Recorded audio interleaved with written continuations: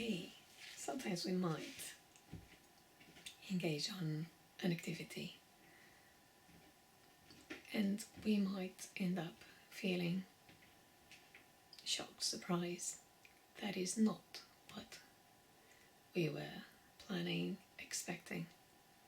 And our automatic reaction might be to walk away, escape, and be overwhelmed by that feeling of disappointment because we dragged ourselves down or we carried ourselves through a bit of conflict, as in internal conflict. And now we feel more disappointed. We might feel, oh, it was so hard to make this decision. And I finally made this decision. And now I got here and I'm so disappointed because it's not at all what I was expecting. And we might automatically have that impulse to just walk away and feel I'm not in the mood and just turn back and go home. And that doesn't feel good. However, that automatic reaction, we don't really have so much control over it. It just automatically happens. However, we do have ourselves a chance to take ourselves to a place where we can just be by ourselves and our thoughts and try to process it. Give ourselves a minute or two so the body can catch up with what was that about? Why do I suddenly lost interest? And we might find ourselves in the realm of disappointment and with the thoughts, now I'm in a bad mood, I don't want to do anything, see anyone.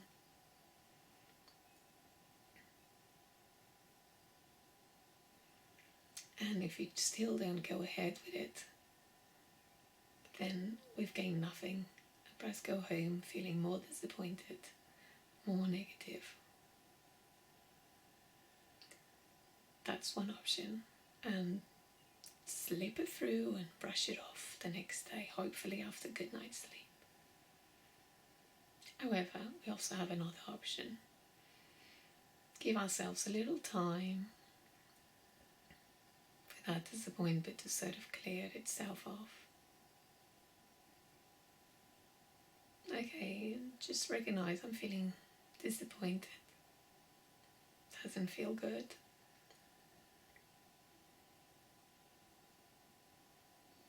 And after we perhaps do a light distracting activity, perhaps listening to a song or just enough to clear the mind from negative thoughts,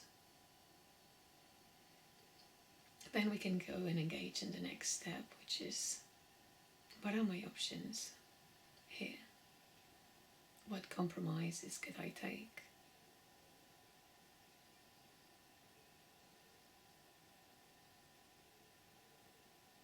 And we might find that some of the options we don't really want to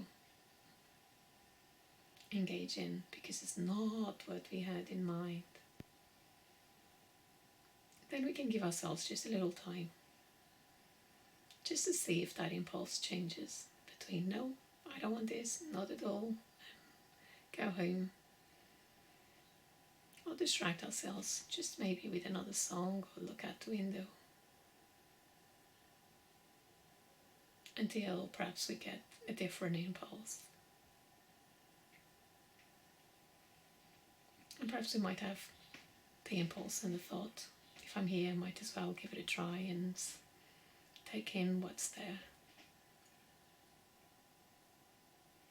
It's not what I wanted, it's not what I was expecting, but I'm going to go with the eyes of being flexible and adaptable and trying something new and different. And just take what is there for what is there.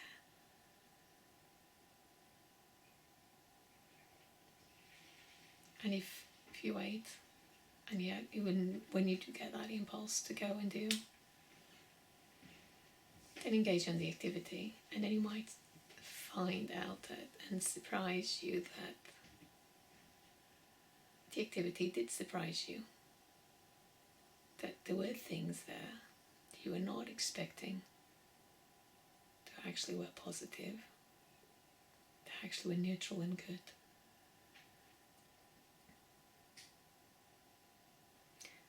So this exercise is literally to remind us that just because we have a thought, an impulse, a reaction, that something is not good, and therefore we don't feel good, and therefore whatever we engage is not going to feel good, is not always accurate. It's just an assumption. We don't know how we're going to feel when we engage in activity. We're just assuming, and we're assuming usually from the place that we are. If you feel disappointed, that's more of a negative feeling, just a feeling of loss and sadness. And when we feel from a place of loss and sadness, we don't feel as hopeful and confident that yes, the next step will be as good, because we are in the middle of that feeling, the feeling of disappointment. But if we wait for our body to recover, then we can go back and say, okay, what else is in there that I can be grateful and thankful and appreciate? What else is in there that I haven't noticed? Or if you don't know if it's going to be good or not, okay, I'll take this moment, this step as a clarifying experience. And then just go in and do whatever it is that you initially were going to, but now it's different, now it's changed. Now that I'm here, what choices do I have? What options? You can go to a place and then you find yourself. Imagine you go to a place and you think you're going to have a good time, and you get there and it's closed and you're so disappointed. And you're so looking forward, and it took a lot in you to get to the place of being there. And now you get there and it's just closed, and you're so disappointed. And that initial reaction is just to walk away, go home, be disappointed, in a bad mood. But then you give yourself that little time to process it and wait for that impulse. Okay, now I'm here. What can I do with my time? Can I give it a try? And by taking that step of giving it a try, now that I'm here, and I'll make the best of it with what I actually have in this moment, with the options that actually are available to me in this moment.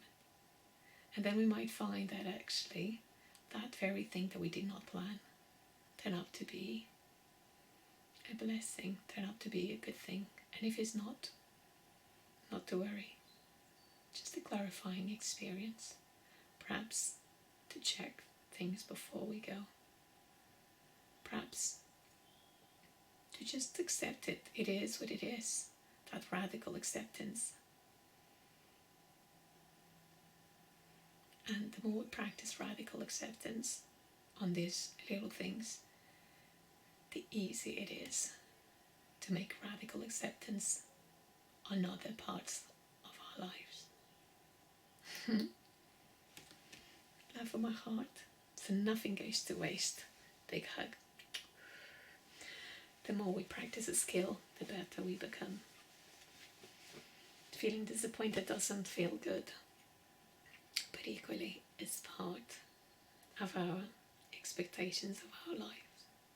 We can't just discount it, but we can go with the automatic impulse of walking away, or waiting it to clear, then look at the options that we had available in the real moment, and allow the body to get there if you can. And if it doesn't, then again back to that radical acceptance. It is what it is.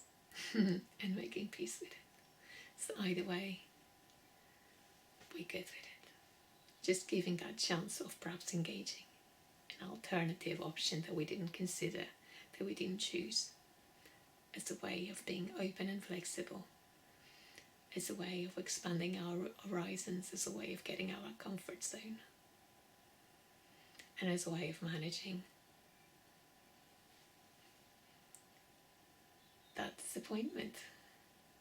And often we see this in ourselves and others, and even especially with kids. But it's not, no, it's not. It's not what I wanted. No, it's not. It is close, yes, it is close and it's disappointing, but no, what can we make? Okay, let's make the best of it with what we have. But to give yourself a little time to go through that disappointment is a bummer. And then, after that period of time, now what can I do for to improve the next moment? What can I do with the choices available? What can I make with it? What can I... Okay, what can I make with this right now? If we have more time, yes, we can go through that processing, but if we don't, that radical acceptance. I accept my feelings, I accept the disappointment, I accept things didn't turn up. They are not what I wanted and expected and needed, but it is what it is, and now I'm here. What can I do with this that I have available? I'll give it a try. I don't care. And with hope for the best. Many things are outside of our control. The only thing, in fact most things, the only thing we can have is a little bit of influence over our reactions. Okay, not so much over our automatic reactions, because they just happen and we can get better with time as we work through them. But then when we engage our rational brain with that deep breathing,